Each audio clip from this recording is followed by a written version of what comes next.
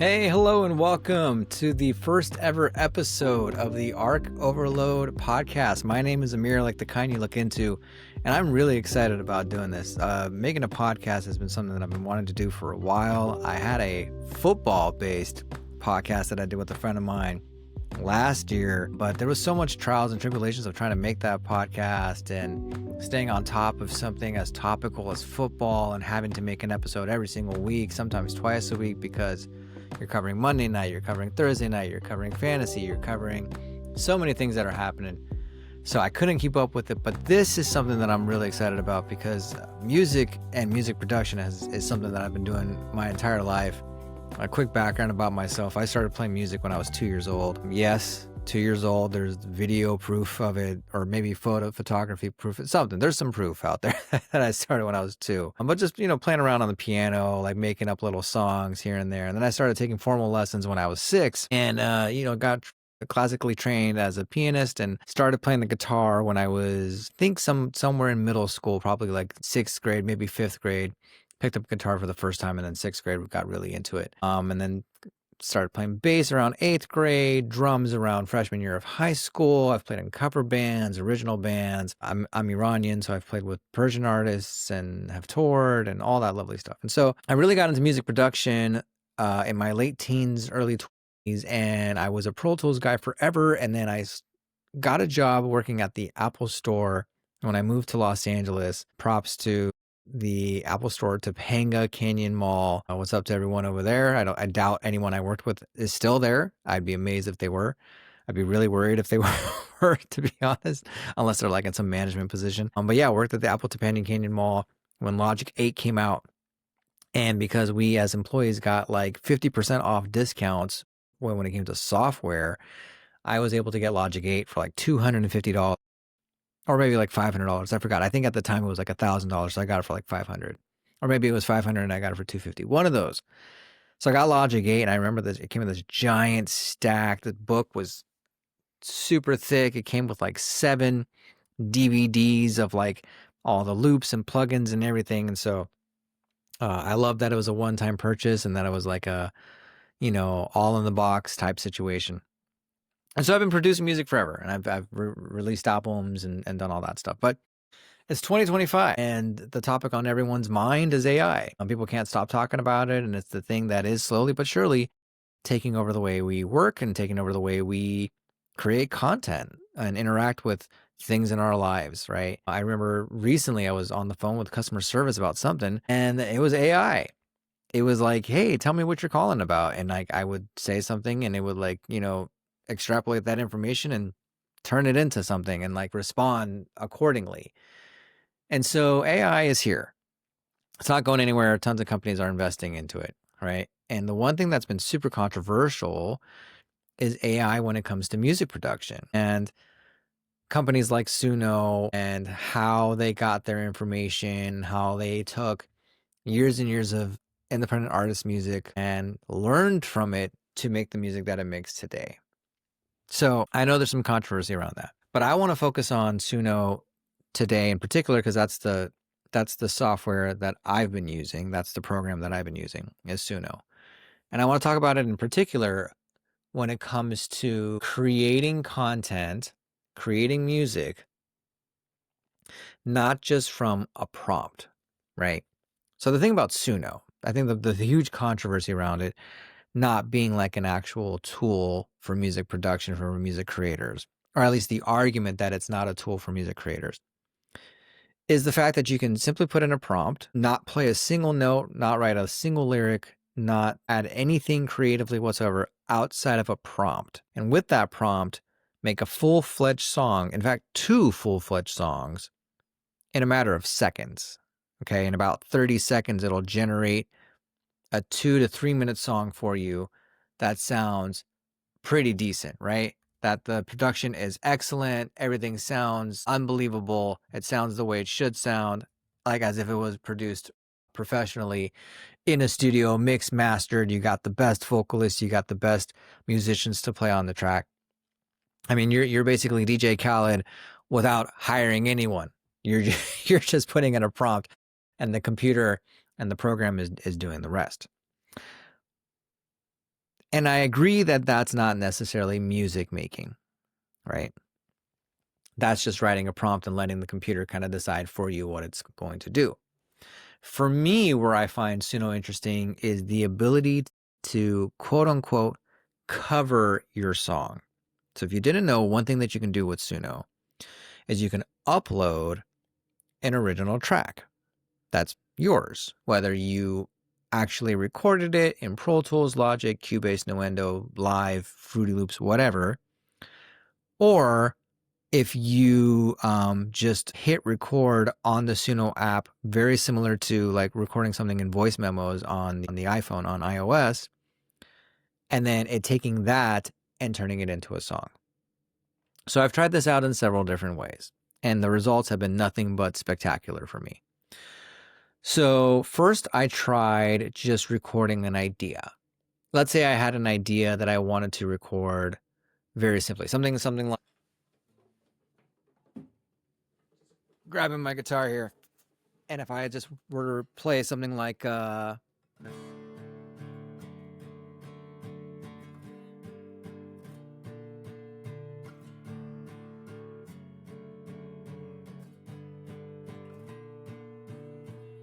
I were to do something like that and then hit the upload button to Suno, and let's say I have lyrics, I write down some song lyric ideas, or if I don't have song lyric ideas, but as I'm recording that guitar melody into the app of Suno using my phone, I sing like a vocal melody on top of that. That turns it into a full-fledged song.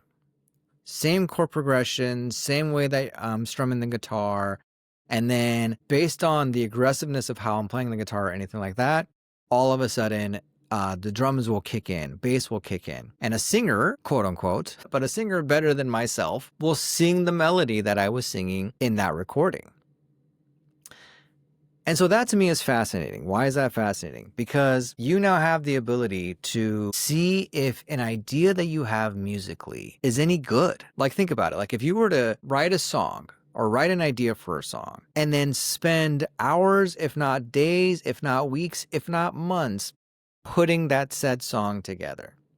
And then at the end of the song, you've done all of this work. You've gone through all of this effort to put all of this time to make this song. And then at the end, you're done with it and you're like, you know what? I don't even like this song. I don't think it's very good. That is a terrible feeling. That is a feeling that I think makes an artist feel numb, because they sit there and they go, I just spent all this time making this and I can't do anything about it because the song's done. I spent all this time and effort. I might as well release it, but I don't really believe in it, right? Versus, I have this idea. I think it's cool. Let me sit down and put this together. I pick up the guitar. I do exactly what I just did. I record those chord progressions. I sing a little vocal melody. Like, I sing something alongside to this. I think I recorded something like this where I go, da, da, da, da, da. And then Suno will take that and turn it into like a full-fledged song. And I can listen to that and be like, yes, I love how that turned out. Let me now spend the time and effort it takes to make it my song again, right? Like, they're still, they were my chord progressions, it was my vocal melody, and I just kind of hummed some lyrics and sang some gibberish, but that turned into like a full-fledged song, right? Now I can spend the time and like record drums, record bass, record guitar, write some lyrics, or if I want, use it as a tool to be like, hey, this is playing bass better than I can, or better than I can on MIDI, or better than I can in real life. Like, I can't afford to go get a real bass, or I can't afford to hire a session bass player, but this AI bass that Suno just put together on this track is fire. All right, let me get the stems. And one of the things that makes Suno like incredible, in my opinion, is that you can get the stems, right? So it'll portion out the tracks, separate them, if you will, so that you have drums, percussion, guitar, bass, keys, vocals, backing vocals, all as separate tracks. Now, there's some degradation when it comes to separating those tracks, the quality does go down even if you download waves as opposed to MP3s. That is for sure, right? You'll hear some computer noise in there. You'll hear some sounds like a 56K modem all of a sudden just kind of found its way into your recording. You know, that lovely sound that, like, back in the day when we anyone under the age of 20 will not know this sound, but back when we had to get online, we had to dial a phone number and it would make that lovely sound that would then hook you up to the internet when you got that 56K modem going on. Sounded like that, right? Sometimes. But yeah, if you need like a session drum player, you want some good drum tracks, or you can't afford good drum plugins, you can't afford good drum soft synths, you don't want to use Logic's drummer because it's not getting you the sound that you want or anything like that, and somehow the recording that Suno put together made some good drum tracks. Again, you can get the stems and put that in your recording session and make the song that 5 minutes ago you thought maybe it's good, maybe it's not. I just came up with this melody and I came up with this chord progression. Let me see if it's worth anything. And within a couple minutes, you'll know whether or not you think the song truly has potential, right? At least in your eyes. So that's one way that I've been using Suno, is just walking around, a vocal melody will pop into my head. And instead of recording it into voice memos and then forgetting about it, which I've done ad nauseum. I think I've recorded hundreds, if not thousands, of voice memo ideas over the years that once I record them, I'm like, oh, cool, I got that recorded. And then I never think about it ever again. And months, if not years later, I'll be like, oh, yeah, let me, I'm going through my voice memos and I play it back. I'm like, oh, that was a cool idea, I guess. And then, like, nothing comes of it. I can't remember what my original mindset was when I recorded it, what my plans were for that song. I just know I had a cool melody and that was it. But now I'll actually bust out the Suno app and I'll hum a melody or a song idea or sing some lyrics, or recently just like scatted into the phone and just made some like drum fill noises with my mouth, and it turned that into this ridiculously amazing, although I will never release it because it's not me in any way, shape, or form, piano solo and drum solo. It's just like a piano drum combo.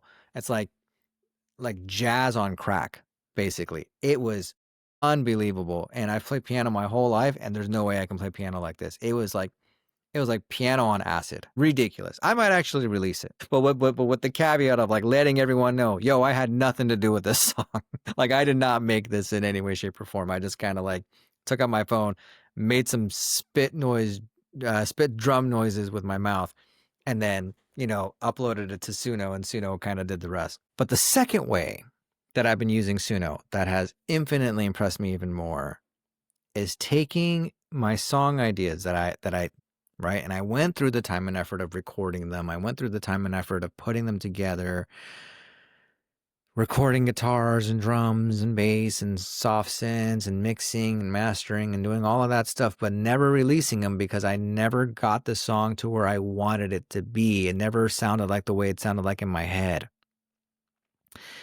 And taking those songs and uploading them to Suno, and then having Suno make a quote-unquote cover version of that song, front to back my song, same vocal melodies, same chord progressions, same arrangement, same key signature, same tempo, same everything. Everything is the exact same, except Suno quote-unquote replayed it.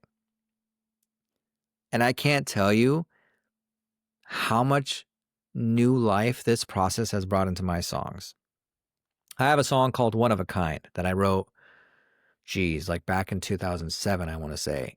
And it's a dope song. It's a song that it's got like this kind of Dave Matthews-esque kind of vibe to it. It's like, the silver lining from the back of your dress is sparkling shimmer, and ascending shivers down my spine as I open the door and I lead you into my car. The air is blowing softly, but I swear I want you. So it's kind of got that vibe to it. And full disclosure, I'm not singing at full volume because there's people in my house that are sleeping at the moment, recording this at 11:45 at night. But it's got that vibe to it. And like, I recorded the song back in 2010 when I was kind of like a newbie in Pro Tools, and I never got around to re-recording it. But it's always a song that's kind of been there, and it's a song that I really like, and I really like how the chorus goes and that sort of stuff. And so I took the recording from 2010 of me singing One of a Kind and uploaded it to Suno. And when I tell you that Suno spit back a fire version of this song, a Maroon 5 ready version of this song that kills, absolutely kills, that reinvigorated my love for that song and made me go, okay, I know what I'm doing with this now. And I took some of those stems. I took the drum stems because the drums were better than what I recorded. I took the bass stems because the bass was better than what I recorded. Heck, I took the background vocal stems because it was better than what I had. And I re-recorded vocals on it, re-recorded guitars on it, re-recorded some piano stuff on it. And man, I can't wait for y'all to hear this. Like, it sounds so good. So good, so good, so good. And the thing is like, even as someone who, and I will be the first to tell you, like as a piano player, I consider myself a pretty good one. As a guitar player, I consider myself a pretty good one. As a songwriter, arranger, I consider myself a pretty good one. As a vocalist, that's my weak spot, right? And I love singing. My mom is a professional singer. She's been a singer her whole life. She's got an absolutely incredible voice. God gifted me with the musical talent of my mother and my father, but God didn't gift me with the vocal ability of my mother. It's next level. Her voice is incredible. And so for me, that desire to sing has always been there because I grew up around singers. My dad's a singer as well, but my mom's singing is next level. And anyone will tell you that her singing is next level. And so for me, like that, there's always been that desire to kind of like follow in those footsteps, not just of my father, but of my mother as well as a performer. And so for me, it's like one of those things of like, I want to sing, but sometimes I might not know the best way to create that vocal melody. Sometimes I might not know what's possible with that vocal melody, what else that vocal melody can do.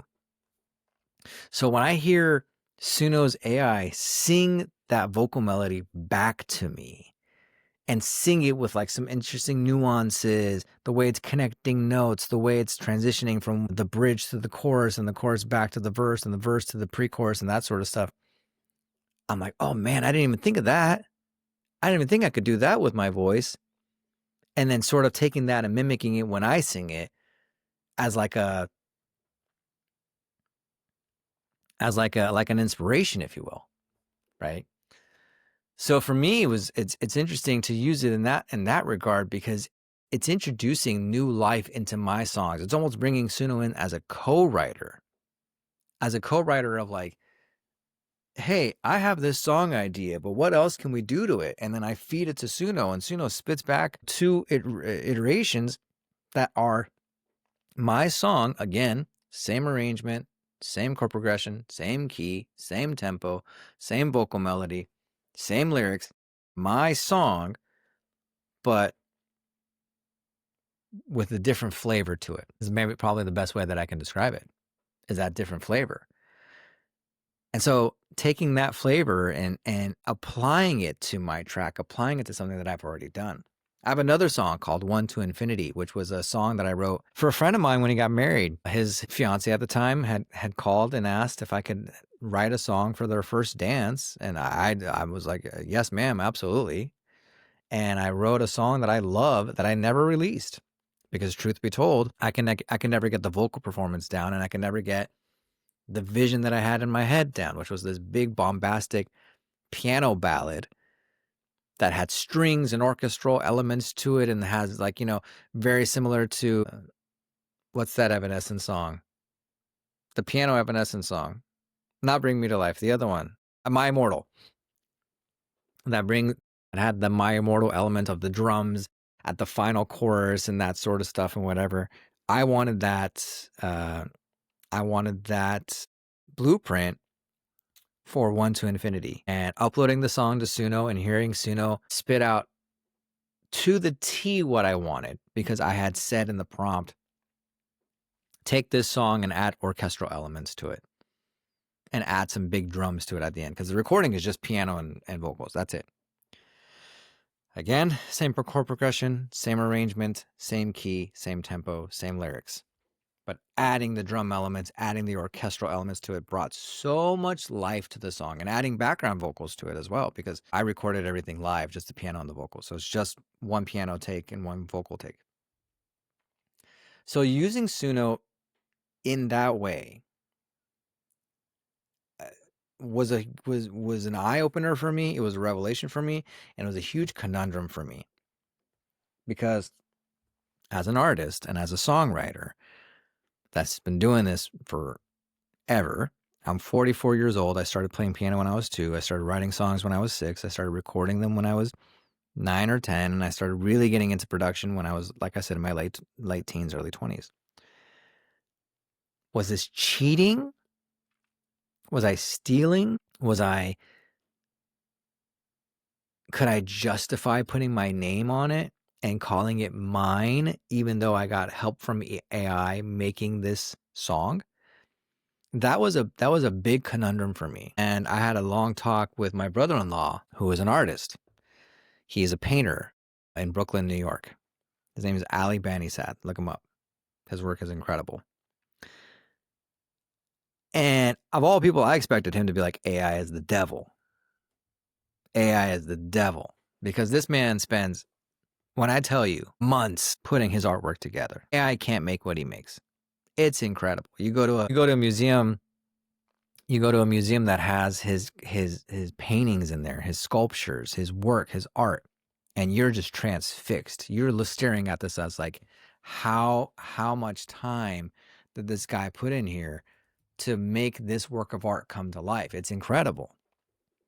So of all people, I expected him to turn around and be like, this is garbage, man. Don't do this. Like, don't waste your time on this nonsense. And he, of all people, was like, hey, man, if it's a tool, if you use it as a tool to make your work better or to add to your work, why not?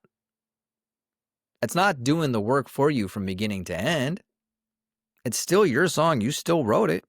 You still put those chord progressions together. You still came up with those vocal melodies. You still came up with those lyrics. It's your song. How different is it between doing that and giving your song to a professional studio with professional musicians and session players and all that kind of stuff and say, hey, re-record this for me? The difference is that one's being done by a computer and one's being done by humans. And I think that is where the controversy is. I don't think the controversy is that like you're using stolen, music and claiming it as your own. While there is some controversy in that, yes. But I think in my use case, that's not the controversy. In my use case, the controversy is I'm not hiring session players to play what I want them to play, right? And the long and short of that is I'm not hiring the session players because A, I don't have the budget for it. B, I don't have the time for it. I think if you are a professional musician, all you do front to back all day, every day is make music, there's an argument that can be made. But if you're a hobbyist, and I'm not saying I'm a hobbyist, I'm a little bit more than a hobbyist, but if you're a hobbyist, you're someone who's just getting started, you're someone who's trying to make your productions sound better, or maybe you just don't know how, but you want to do it by yourself. I sounded like Owen Wilson when I said that. How? Wow. But like, you want to make your sessions sound better. You want to make your productions better. You can either do that by hunting down plugins and soft synths and this, that, whatever, and the next thing, and watching a million YouTube videos and taking courses and doing this and doing that and doing it yourself. And absolutely you can do that. But in today's world, man, where we got to work, we got to make money, and time is the most precious commodity that we have. And the whole argument of AI is that it's going to save you time by doing the things you don't want to do so you can focus on the things you do want to do, right? For me, the thing that I love doing is songwriting. I love making songs. I love writing them. I love playing them.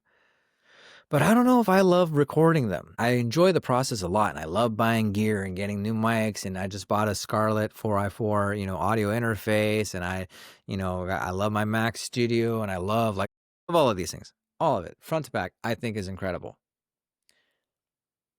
But do I need it to make what I want to make, or can I get by with Suno, save myself some time, and focus more on writing music? Because if I think about it, I can write a whole lot more songs if I'm not spending the time actually making those songs. Now, again, I'm not saying I'm going to record ideas in Suno and have Suno do all the work from front to back and I call it a day. That's not what I'm saying. Although you can do that if you want to. That's not what I'm saying. What I'm saying is, instead of spending months recording a song, mixing and mastering and putting it together for one song that heaven knows is going to find an audience or not find an audience. And let's not kid ourselves, folks. I make music not only for myself because it makes me feel better, which 1,000% it does, but I also like making music because I like people listening to that music and reacting to it positively, negatively, whatever. I love that. That's part of the gig. Playing the songs live and getting people's reactions, that's part of the gig. So if I can make more songs because I'm not spending as much time recording said songs, I don't know. I don't think that's a bad thing. I don't think that's a bad thing. And so the long and short of it is that I really like using Suno. And again, I don't need it to make something for me from scratch. Now the piano drum jazz on acid song that it made for me is incredible. I've already heard it 6 times today. I fell in love with it. And the prompt is stupid. Guys, it's stupid. It's just me literally just I'm just going I'm literally just doing that, okay? Just making spit drum noises with a little bit of melody in the background. I think there were some kids, riding their bikes in the background that had picked up or whatever. And it turned it into the most asinine, incredibly asinine song that sounds like it would be so fun to play. If and when I learn how to play it, because it's not my song. All right. Thanks so much for listening to this episode of Arc Overload. If you enjoyed it, you know what? Follow me. Follow me on Apple Podcasts, Spotify. This is my first episode. I really enjoyed doing this. This was fun. I didn't have to think about this a lot. I didn't have to worry about recording good takes or nothing like that. I could just talk into a microphone all day, everything. This is fun. I enjoy talking. If you enjoyed listening to this, let me know. You can follow me also on YouTube. My Arc Overload channel is there as well, where I talk more about music and tech and production, that sort of stuff. The occasional everyday tech video for content creators and that sort of stuff. But I love doing YouTube videos. And then, of course, if you want to listen to my music, you can search for Arc Overload or search for my name, Amir Kostaban. I make music under those 2 names. Thanks again so much for listening. I'll catch you in the next one. Take care.